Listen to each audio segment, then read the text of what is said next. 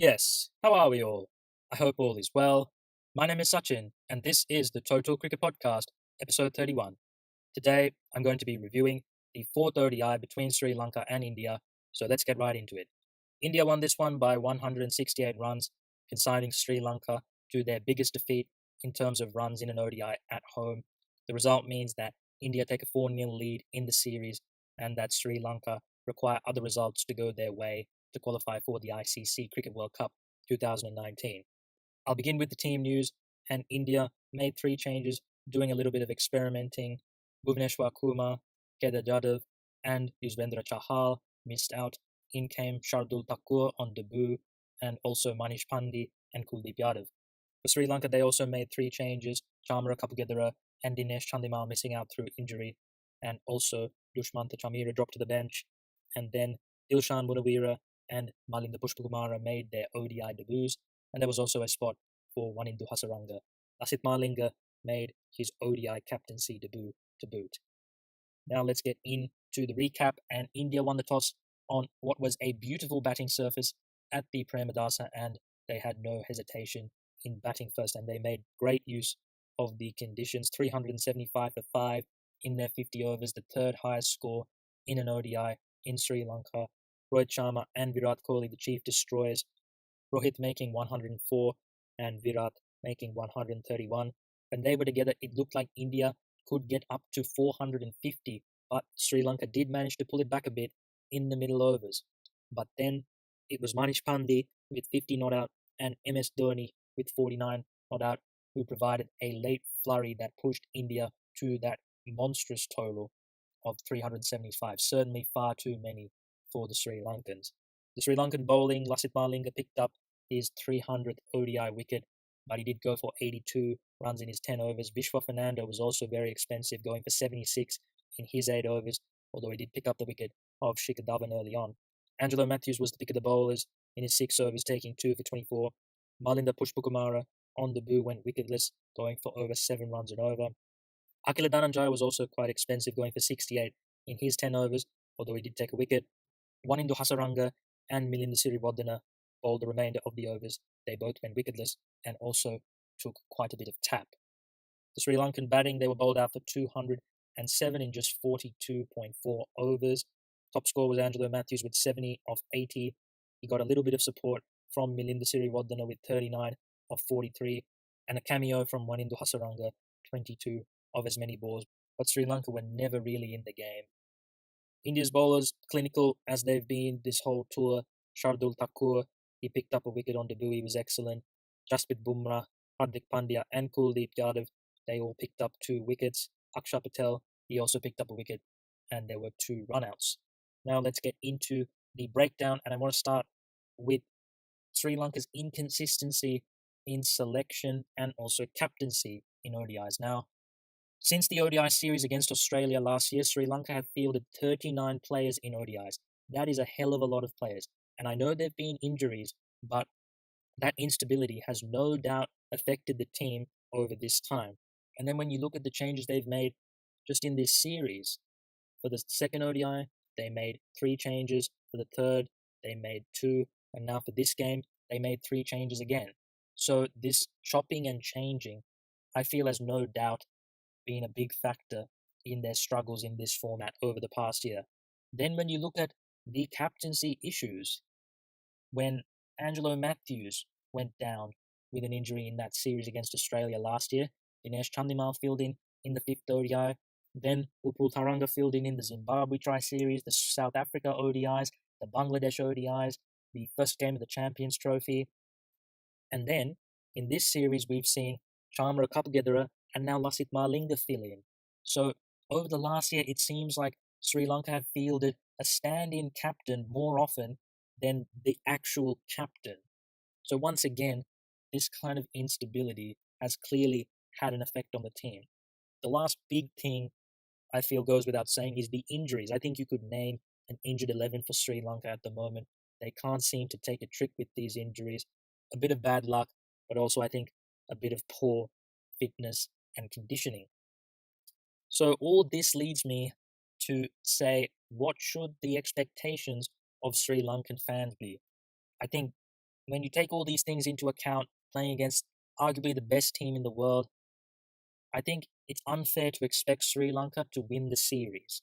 But I think it's fair to expect maybe a win or two, and at the very least, for them to offer some resistance. And that is the issue that a lot of Sri Lankan fans have at the moment, is that Sri Lanka have not been competitive. The only game that's been competitive on this whole tour was the second ODI. It's this lack of competitiveness, the margins of defeat that have really hurt the Sri Lankan fans. And that is the issue that I have with the Sri Lankan team. It's not so much the losing, it's the way they're losing. I'll begin for Sri Lanka with the batting. And once again, same old, bowled out for 207. They still haven't got to 250 in this whole tour. The fact that Sri Lanka couldn't manage to score 250 when they batted first in the three ODIs, while India in this one scored 375, even taking into account the injuries for Sri Lanka, the fact that this was the best batting surface that we've seen in this surface, I think provides a good illustration of the gulf in class between these two teams. Once again, Sri Lanka failed to get to 250. This is a huge problem for Sri Lanka. Against a team like India, especially, you're not going to win games if you can't score 250. You need to be pushing 300. And the same issues crop up for Sri Lanka. They haven't had any individual hundreds in this series. There's been a lot of starts and people throwing their wickets away, and that lengthy tail is not helping anyone. So I'll begin with Niroshan Dikvella, and a typical innings from Niroshan Dikvella, 14 off 11, played some beautiful shots, but got himself out, strangled down the leg side. I think a little bit of bad luck, but also a little bit of poor technique. When you play outside your eye line, that's the risk you take. And unfortunately for Dikvella, he paid the price. I've been saying this every podcast about Niroshan Dikvella. He keeps getting starts, but he needs to play the percentages more if he's going to make more substantial contributions.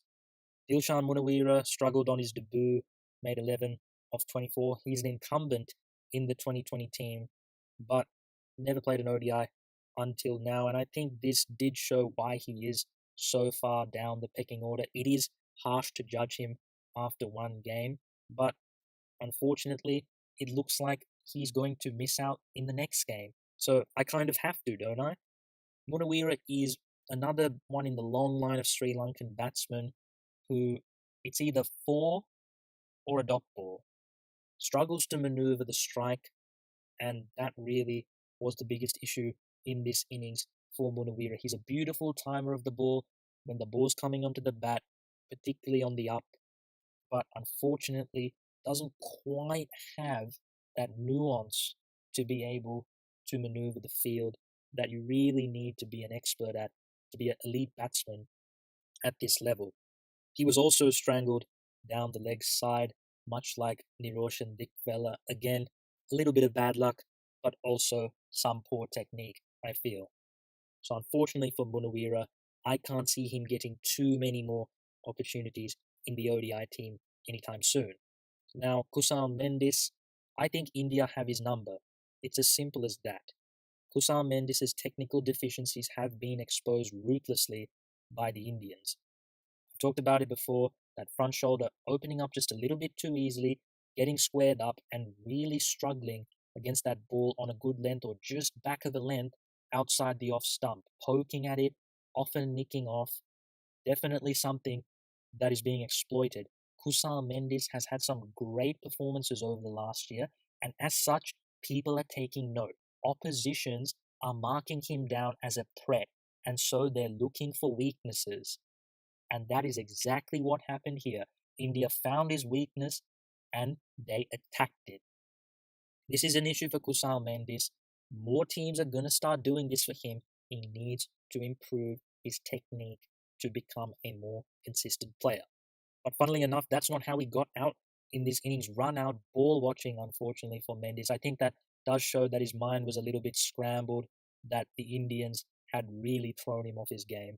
So that was a little bit disappointing. Such a soft dismissal for Kusal Mendis. Now, Lahiru Thirimana, he looked good when he came to the crease, I thought. He's 18 off 27, still, though, not the substantial contribution you want. Another disappointing dismissal, just skying that one to deep point. Really, really unnecessary. But let's think about Pirimana in a more macro way. He had a great comeback in the last game with that 80, and I think that he is someone that needs to get a run of games in the hope that he cements his place back in the team because Sri Lanka really needs some stability. Pirimana is someone who they have invested a lot of time in, who clearly has talent, has just had a really bad run of form, some issues with confidence, but now hopefully he's over that and we can see the best of Tirimana again because he has a very decent 1 day record. And I think Sri Lanka will do well to give him a good run back in the team. Now, Angelo Matthews, it was good to see him come back to form with that 70, his first 50 after 8 innings without one in ODIs. When Angelo Matthews is hitting the ball crisply down the ground, that's when you know he's at his best. And that's what he did today. Matthew's struggles have been such a big issue for Sri Lanka, the most experienced batsman in the lineup. If Sri Lanka are to get out of this hole, Angelo Matthews needs to return to the form that we know he is capable of. So hopefully this was the start of that. Milinda Siriwardena, again, I thought impressed in that roll down the order. He's such a beautiful timer of the ball. He's capable of scoring sixes and also of maneuvering the field. So I like that a lot about him. And unfortunately, got out when he was just starting to look really good. A flash outside the off stump, and he perished. Definitely has a bit of a loose technique, but in ODIs, down the order, you don't need the best technique to be fair. You just need to be a really good striker of the ball, and that's what Siriwardena is. So I like what he offers to this team in the middle order, within the Siriwardena.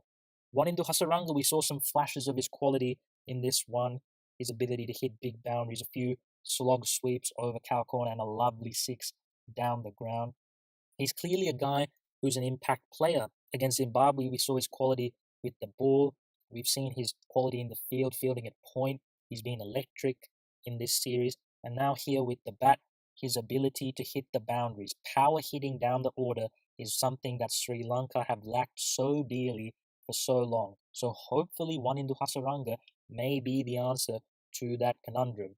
He's still only 20 and clearly needs to work on his batting and his bowling, but I think there's a quality cricketer in there. Hopefully he is nurtured in the correct way. His dismissal, it was another run out ball watching just like Kusal Mendes. That was disappointing to see. You can't just take off like that watching the ball. You need to look at your partner to see what he's doing. It's a basic of the game. The last thing I want to talk about with the Sri Lankan batting is the lengthy tail once again. This is archaic cricket Sri Lanka are playing. Jurassic, may I say. This kind of mentality is not going to cut it in the modern era. You can't have the tail starting at 8 in an ODI. You need your 7, 8, 9 to be power hitters, to be able to carry on the good work from the top order. Sri Lanka's innings more often than not is derailed at the back end because of the lack of power hitters. And it's such a big issue. And it's a general trend in Sri Lanka that the bowlers can't bat really to any great ability. And as such, it's such a big hole in the team. It's very difficult to make big totals when you've got such a long tail. Now onto the bowling for Sri Lanka, and the lack of penetration in this bowling attack is something to behold. Since the decline of Lasith Malinga, Nuwan Kulasekara, the disappearance of Ajantha Mendis, the retirement of Rangana Herat, now that Sachitra Senanayaka actually bowls instead of throwing, he's lost all his potency.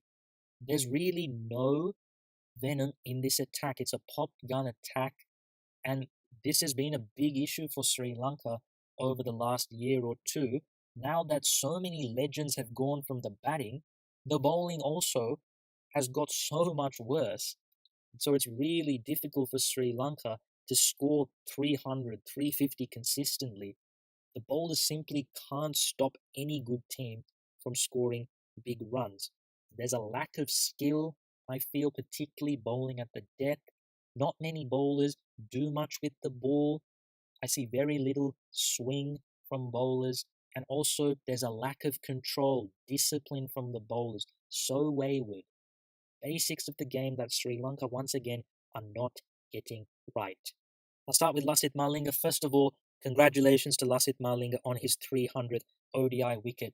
He's been one of the best bowlers in limited overs history, in my opinion. He's the 11th man to get to the 300 wicket milestone. And for me, the best limited overs bowler Sri Lanka have ever produced, the best 2020 bowler, full stop. If you want to look at franchise 2020, he has the most wickets ever in the IPL. If you want to look at international T20s, he's the second top wicket taker. He's about to overtake Shahid Afridi. He's got a hat trick in the format. The guy is incredible. But at the end of the day, at the age of 34, he has been in decline for the past few years. The injuries have really taken their toll. His fitness is becoming a real issue now. He's lost a lot of pace. That searing Yorker, he's not able to deliver that now with the accuracy he was able to. He's not able to get the ball to reverse swing at the back end of the innings. The control's gone. He bowled 6 wides, Malinga. He's so reliant on that cutter to stop the runs, but that's just to stop the runs. It's not so much a wicket-taking delivery for Malinga. Unfortunately, he's over the hill. And Malinga, I would love him to retire sooner rather than later with some pride. Because if this goes on much longer, then it's going to get embarrassing for Lasith Malinga. He did say after this game that he would consider his future, and I really hope he does, because he is really not worthy of a place in the 11 on his current performances. Since coming back into the team for the Champions Trophy, he's played 12 ODIs and he's only taken 9 wickets at an average of 63. That is very poor. So I really hope that Malinga considers his future and retires soon as a hero. Because at the end of the day, he is not a match winner anymore. He's not helping the team, and his reputation is only going to get tarnished if he keeps on going. So those are my thoughts on Lasith Malinga. Vishwa Fernando, he's been promising in the first 3 ODIs, but in this game he was very poor. Did get the wicket of Shikhar Dhawan, although that was a terrible shot from Shikhar Dhawan rather than a great ball from Vishwa. The thing about Vishwa is that as a left armer, you want to swing the ball back into the right hander, and he doesn't quite do that. Gets a little bit of shape, but doesn't really swing the ball back in. And as such, his real and as such, the angle that he gets, it's very predictable across the right hander. If you look at his change-up delivery, it's a little off-cutter. That doesn't change the angle. It's still going across the batsman, and as such, the batsman really lined him up. It was very easy to pick him off. He clearly didn't have the skills to bowl at the depth, which it seems a lot of Sri Lankans also struggle with.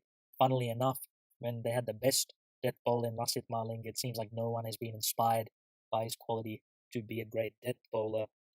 But looking at Vishwa Fernando, the 4 ODIs he's played, he's only taken the 2 wickets at an average of 93.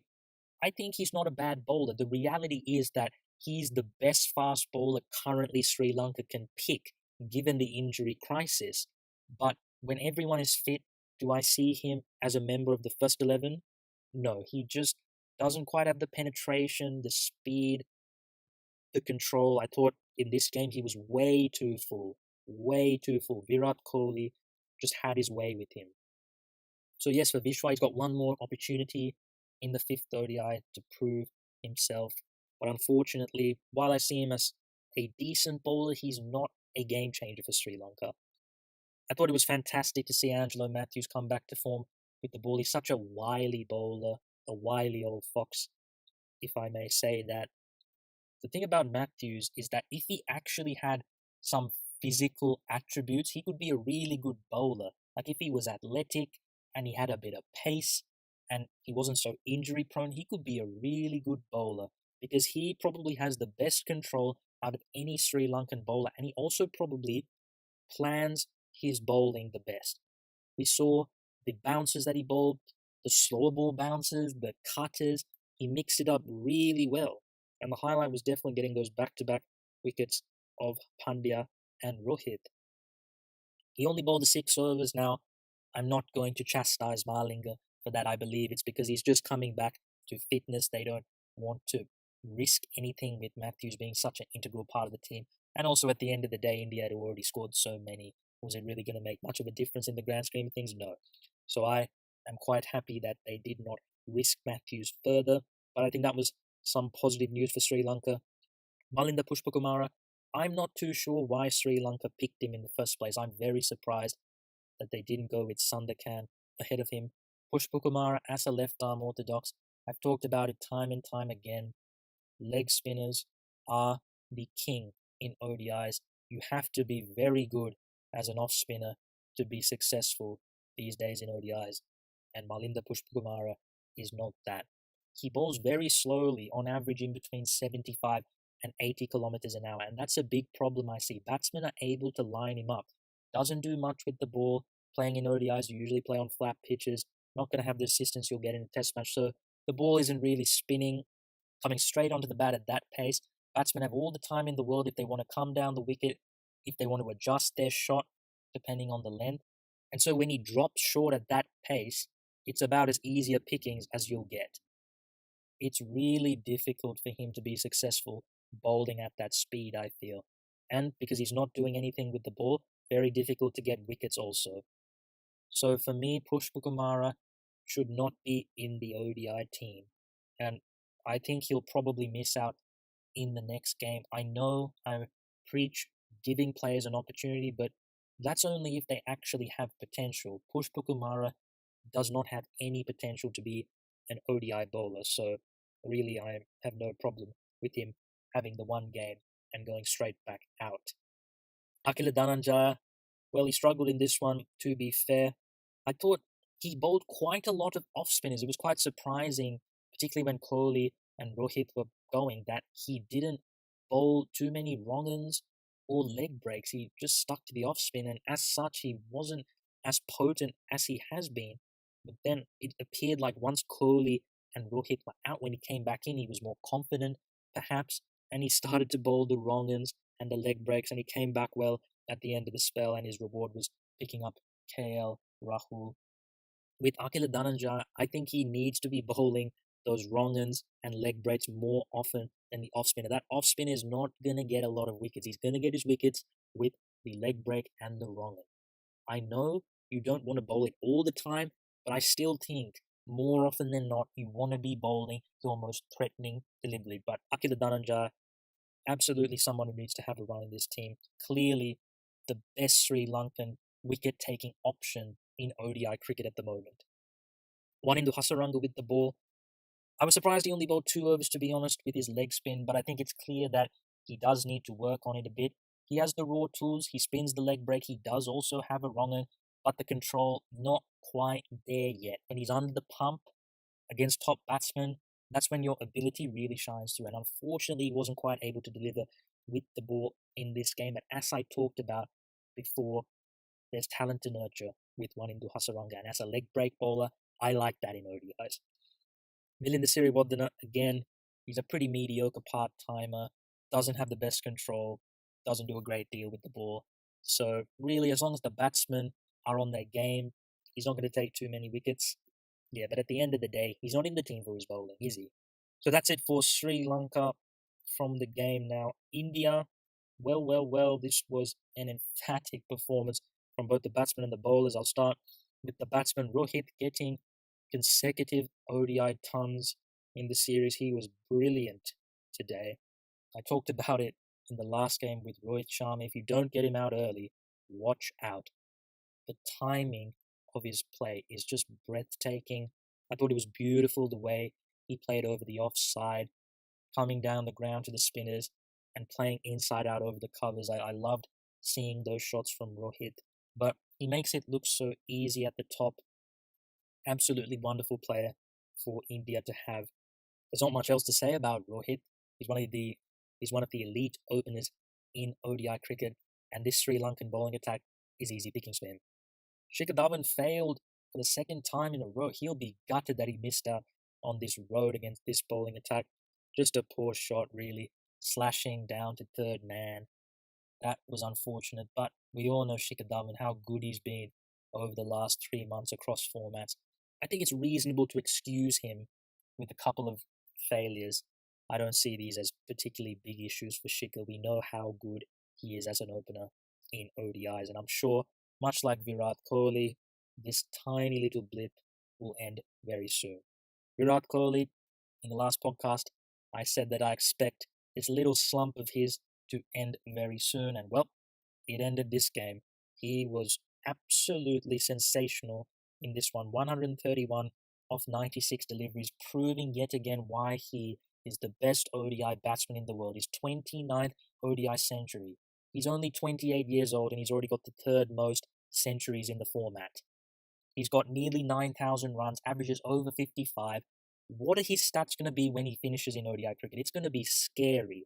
And I have utmost confidence in him being the best ODI batsman ever. When we look back in 10 years when his career is over, I'm pretty sure that most people, assuming nothing unexpected happens, a lot of people, I think, will put Virat Kohli ahead of Sachin Tendulkar at the top of the tree when it comes to ODIs, especially because I believe Kohli will win a World Cup as captain.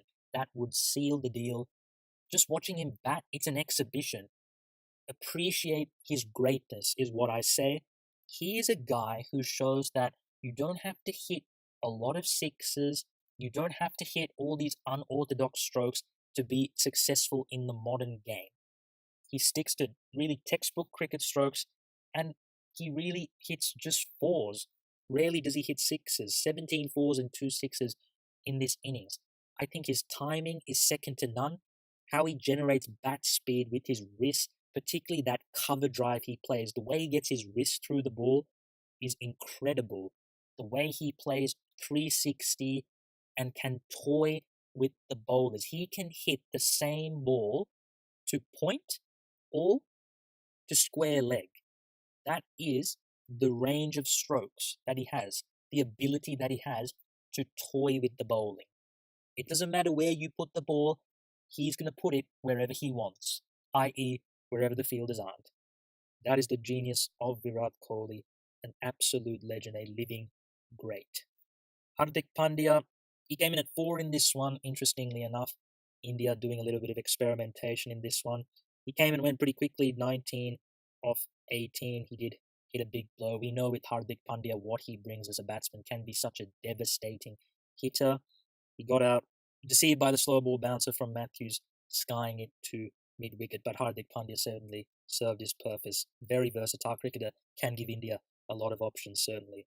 KL Rahul, his struggles continue. This was the third time he got out to Akila Dhananjay, and all times he's got out to his wrong so clearly he's not picking the wrong is KL Rahul. And looking at his ODI career so far, very short ODI career so far, but let's look at his last 6 innings. 8, 5, 11, 4, 17, 7. That is not good. But I think the most interesting thing is that his first 6 innings were as an opener. These last 3 have been either at 3, 4, or 5. We know he's an opener by trade. I've talked about the differences between opening the batting and batting elsewhere. I think he's struggling with that. Starting against spin, I think he's struggling with that. And I feel like his place may be in jeopardy. He has one more chance, but I think he may be under the pump here, KL, because they did experiment. He hasn't played in the middle order before in ODIs. They've really shoehorned him into the team. But I definitely have my question marks over his ability to bat in the middle order. He'd be perfect to open, but they already have Shikhar Dhawan and Rohit Sharma, so unfortunately he's not getting in there, is KL.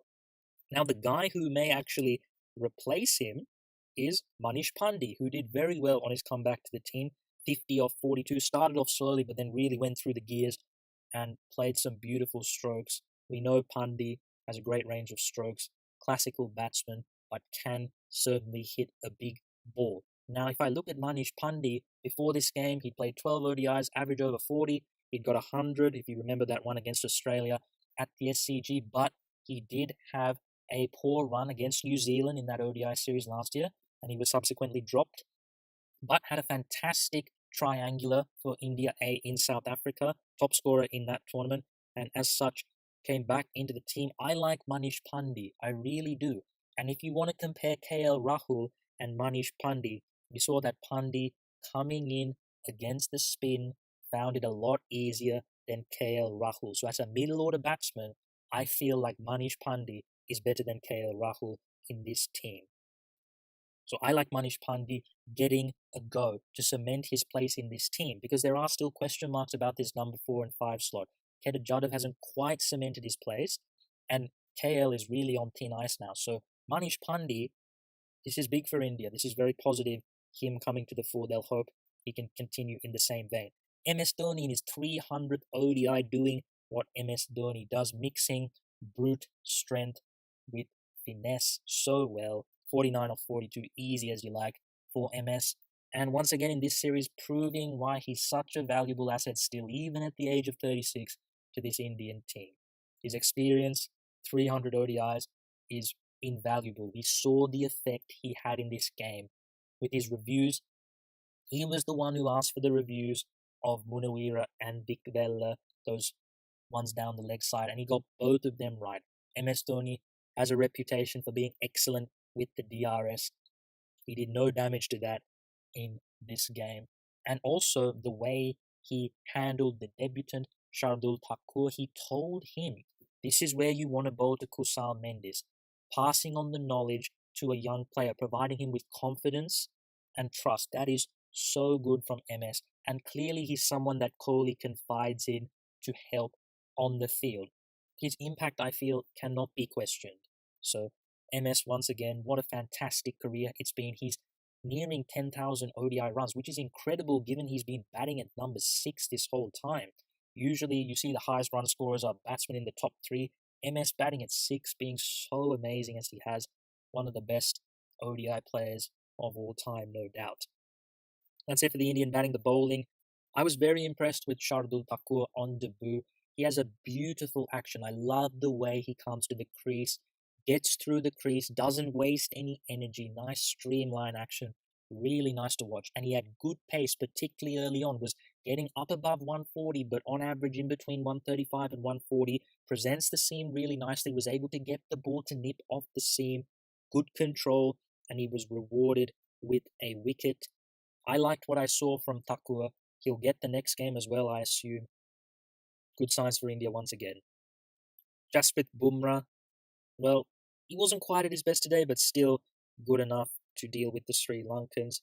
Got a couple of easy wickets, it must be said, but he was a little bit wayward in his first over, took a little bit of tap, but still nothing really much to say about Bumrah. I've talked about him before, just what a talent he is, the skill set he possesses, what a player he's going to be for India in the future. Hardik Pandya did not bowl well today, was all over the place was Hardik, didn't have any control, really short a lot of the time, leg side, offside, everywhere, but he still managed to get 2 wickets. Again, really the Sri Lankans doing rather than Hardik's good work. But we know this with Hardik, he needs refinement. One of those things is being a guy who you can trust to bowl 10 overs, and that means having the control to bowl those overs. But again, I've talked about his potential with the ball many a time before. Has enough pace, can do enough with the ball to trouble any batsman. Virat Kohli, he bowled. This is how much India are toying with Sri Lanka. The fact that Kohli bowled, it really shows to you just how bad it is for Sri Lanka. But Virat Kohli, interesting with his little in-swingers. It can be a little bit difficult to play, especially if you're not careful. He can certainly nip out a wicket, I think, with those. Kuldeep Yadav, I was very surprised that Yuzvendra Chahal played ahead of him, but perhaps that's because they knew Kuldeep was already higher in the pecking order and just wanted to give Chahal a go. Kuldeep bowled beautifully and was rewarded with 2 wickets at the end for his troubles, but I loved his control. He bowled the wrong end beautifully, great drift, excellent flight as well. I really like Kuldeep Yadav and what he brings. In the West Indies series, in the 5 games, took 8 wickets at 19.75. Again, a good performance. He's had a great start to his ODI career, his international career in general. The Chinaman bowler, the mystery, the wrist spinner in ODIs. Great recipe for success. Kuldeep Yadav, I feel, is going to be a big player in India's ODI team for years to come. The final bowler to talk about is Akshar Patel, and he struggled a bit today. Akshar, probably his worst game of the series. under the lights, the left arm orthodox, not really spinning it. Angelo Matthews and Melinda Siriwardena definitely took to him. That is the trouble with bowling left arm orthodox in ODIs. You're not going to do a great deal with the ball, particularly on good surfaces. Batsmen are going to target you. But Akshar did come back well, and I thought it was a really good ball to dismiss Matthews. Just dropped it a little bit shorter, a little bit wider. Very clever from Akshar. Good thinking. But he's had a really good series so far, Akshar. Hasn't had much of a chance to show what he can do with the bat, but he's a very handy bowler, is Akshar Patel. I feel Akshar is another one who, like Kuldeep, is going to be a player for India in the future. Yuzvendra is decent, but I think these two are going to be ahead of him in the pecking order. So that's it for India. And we move on to the fifth ODI, also at the Pramadasa. That will be tomorrow on Sunday. India looking for a clean sweep. Sri Lanka looking to avoid a first ODI series whitewash at home. Now, in terms of changes, I would expect India to stay the same, except perhaps Ajinkya Rahane. He's the only member of the squad who hasn't got a game yet, so perhaps he comes in for maybe Shikhar Dhawan at the top of the order, or even KL Rahul in the middle order, because Ajinkya has been opening recently, but when he started his career, batted in the middle order in ODIs. But other than that, I don't expect any changes for India. For Sri Lanka, I think the most obvious change would be Lakshan Sandakan getting a game ahead of Malinda Pushpakumara. Pushpakumara doesn't have any wicket-taking ability in ODI. Sandakan, although he can be expensive, has the ability to pick up wickets. He needs to play more games. In terms of the batting lineup, I think there'll also be some changes there. I think Dilshan Munawira and Wanindu Hasaranga will be the casualties. Danushka Gunatilaka has reportedly recovered from his shoulder injury, and obviously Upul Taranga has now completed his suspension and will return.